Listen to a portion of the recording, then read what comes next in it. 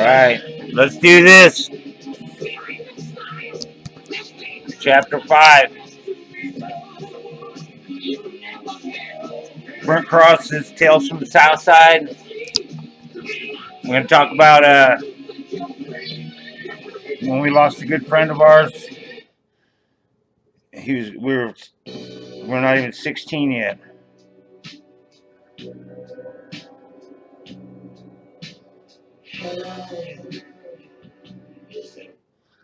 And Randy Debolt got thrown from his moped, man. He was an awesome dude. Everybody loved him. And we all went to the funeral. It was a pretty sad occasion, man, because at that time it was the first person that, as my young adult, that died and I was close to. And I knew him since we played football on Southside Packers. Randy was loved by everybody.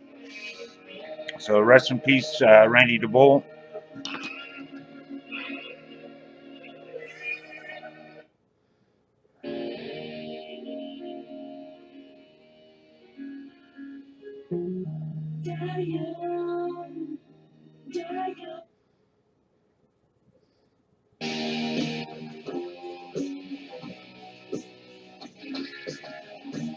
With further tribute to Mike Scully Gus, rest in peace. So we're going to do this chapter 5, Burnt Cross's Tales from the South Side. I'm going to smoke some weed, but I'm going to tell a story of when shit got wild right before I moved to Arizona.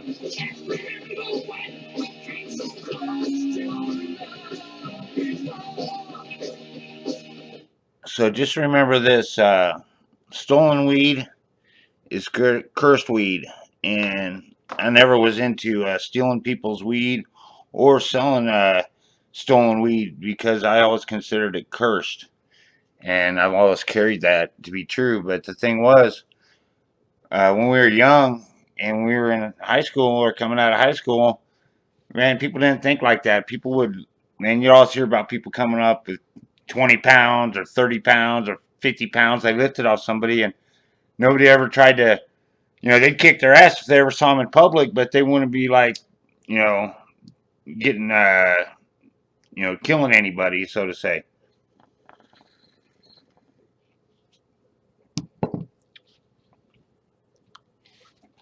So, let's go ahead and take a look at this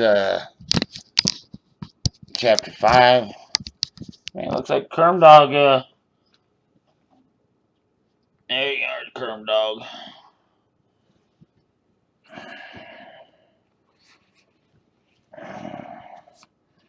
All right. Now it's Washington High School junior killed in moped accident, which was Lincoln. I would read in the paper the next morning. Exactly a month after Kent's car wreck, Randy Bolton was heading by his girlfriend's about 9:30 the night before. He had just left work and it began to rain. Coming down Southwest 14th Street, keep in mind this road was behind the Wakanda Club. He failed to see a parked car. He slammed into the parked car, and the results were being thrown from his moped to be run over by an oncoming car. Randy hit the pavement only to have his life cut short by a car and his desire to see his girlfriend. They had warned him at work to get a ride. He didn't want to wait. At the time, I had no thought of our actions from the previous year. Everyone knew Randy as a cool dude, good athlete, and someone who had a future. There would be no wife and kids for him. Now, he would never face the problems we all encounter today. In death, you will know if there is an afterlife. If there is, the two of us will never be in the same areas, if you know what I mean. He was good, and if it were not for him being in the wrong place with us that night, his time span would have been altered to the point that his life would have been spared. I know it now. He was not the type to come up with all the ideas we had. It wasn't in him. He really had no hate inside him, except maybe that raccoon. After the burial, I fucking cried. No one else really did except his mom. For some reason, I felt responsible at the time. I didn't know why. Maybe it was a sign of my weakness as a man. Men don't cry. I did. When you die, they say your life is full. You can count your friends on one hand. At the day of the funeral, Randy was a fucking octopus. Pulling from the cemetery in my mom's car, it was me, Frankie, Joel, and Freddy Krueger. As we raised and roasted a bull in Randy's honor, tears of dishonor ran down my face. When senior year came along, times and people were changing. Times may change, people say, but see, times may change, people stay the same. Joel's parents had divorced, and he would be moving to Georgia that summer with his mom. Things remained the same between Frankie and I. By senior year, cocaine was king. I stayed with selling grass, but my appetite for coke grew stronger. Freddie K and Sean Moley were hanging out a lot. I was doing plenty of coke. Freddie's brother,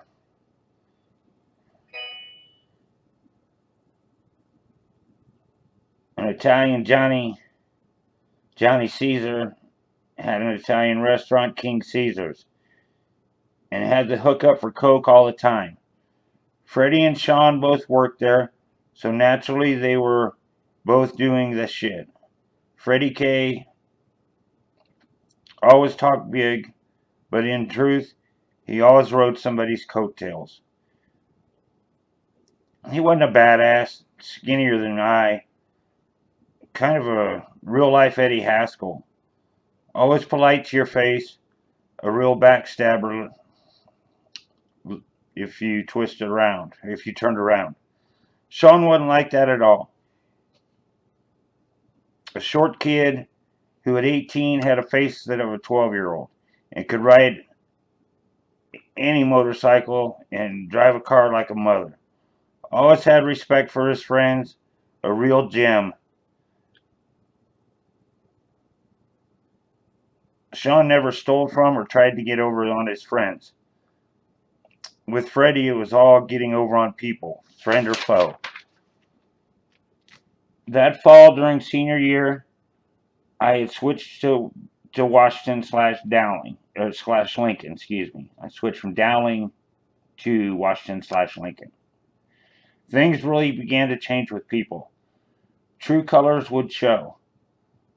With Joel Baker being gone until second semester, Freddie K tried to get Sean and Frankie to help him rob Joel's dad's house. We all considered Joel to be a friend and respected his dad's home. Freddie was jealous of all his dad's house and knew that he could easily get an 8-ball for all the home stereo equipment. Nobody wanted to help him. It was against our way to thieve from a friend.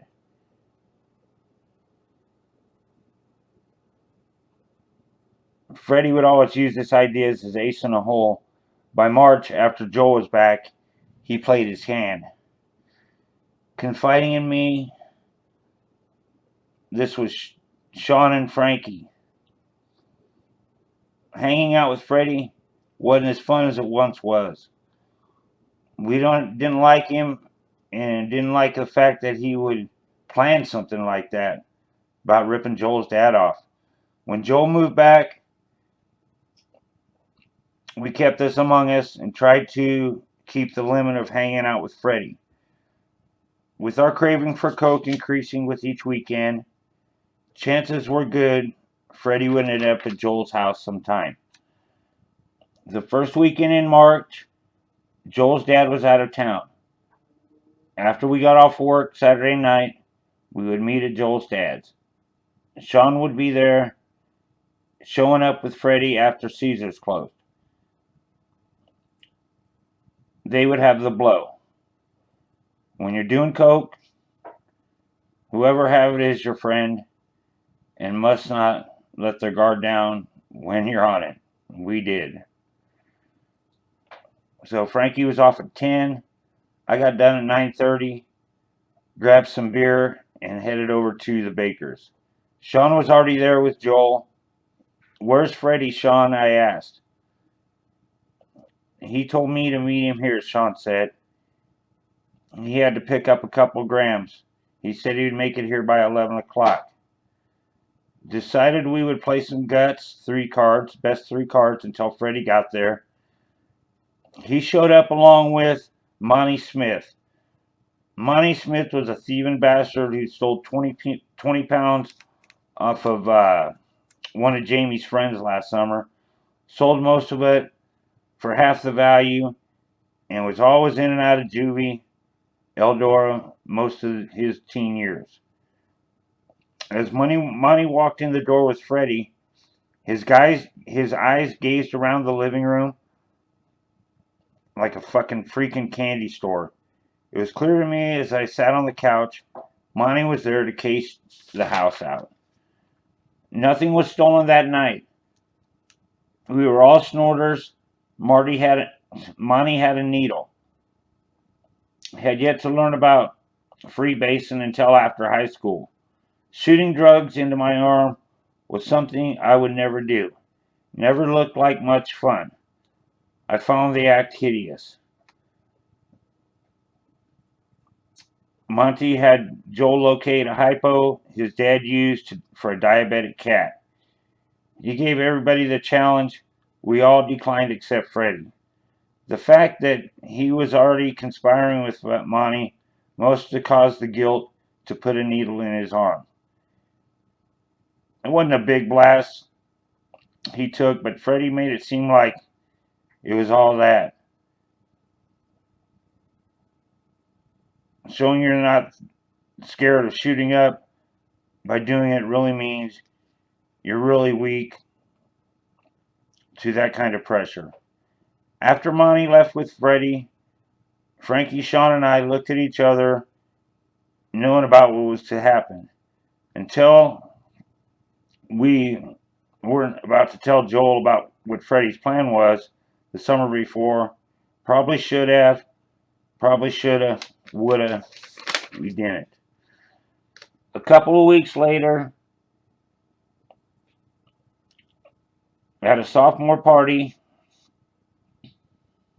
the Wood brothers, Mike and Tom, and I stole an extra keg that had been on the back patio at the party. A bunch of us ended up over at David Jones' house and started in on the keg on Sunday night. The following Sunday night, a bunch of us met there for a game of quarters. It was my old friend Mike Bell, Jonesy, Freddie, Sean, Frankie, the Wood brothers, taking on a 16-gallon keg. The game of quarters got to the pair of guys falling out puking, then coming back to the table. It was Joel who would give Frankie, me, Sean, and Freddie a ride home, and we packed into Joel's 76 silver Pontiac Formula. Someone mentioned food, so we hit the Taco Bell. I was last to get dropped off, and all I can remember is Joel's back seat covered in tacos. Wake up the next morning with a terrible hangover. I decided to stay in bed. It was one day I should have gone to school. Friendships would be put to the test that day. Have you ever felt guilty for something because you're a victim of circumstance? On this day, I did.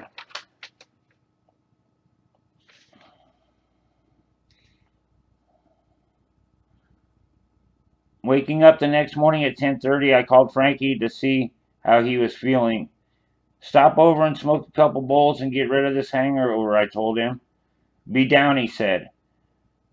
Frankie dropped out his senior year of high school, so he was home every day, and my parents were off at work. After he took off, it wasn't until I went back to sleep to go to work at 4:30. But when I got off work at 9:30,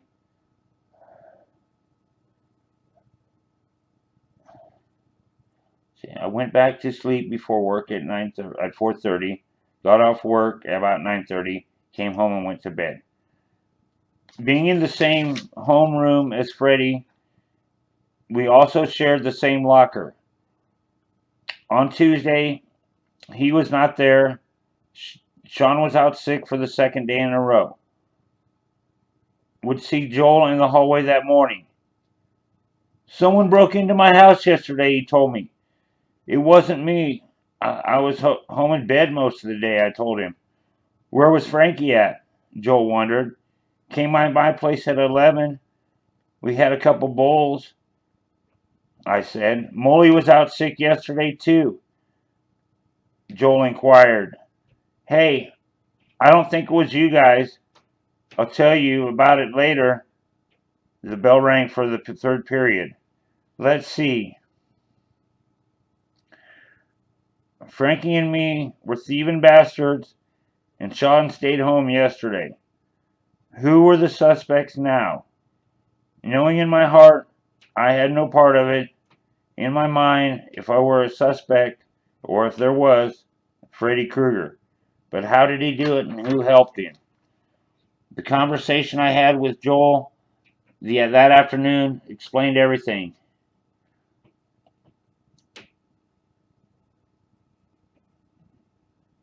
Went with Freddie yesterday morning to smoke a bowl, and he just happened to offer to clean and vacuum my car during auto shop's second class. Somehow he got a copy of my house key made and passed it off to Monty Smith. My dad said the police saw 2 sets of footprints in the snow, work boots. It wasn't Freddie that went and stole the stereo, but he was in on it, Joel explained. It all made sense. Freddie knew with Sean and me being out sick that day, we would be suspects. Between Joel, Frankie, Sean, and I, it would be hard to look Freddie in the eye, let alone trust him again. The rest of the school year, we did everything possible to let Freddie and anyone else know what we thought of him. For some reason, fucked up code, stealing from friends you don't know has less impact than stealing from a friend.